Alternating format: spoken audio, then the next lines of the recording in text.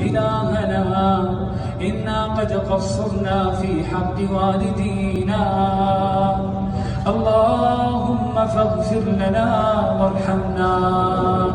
اللهم إلهنا من كان منهم حيا أطل عمره في طاعتك، حبب إليهم الإيمان وزينه في قلوبهم، وكره إليهم الكفر والفسوق والعصيان، واجعلنا إلهنا واجعلهم من الراشدين. إلهنا من كان منهم ميتا رهين عمله في قبره، اللهم اجعل قبره روضة من رياض الجنة. اللهم اجعل قبره روضة من رياض الجنة.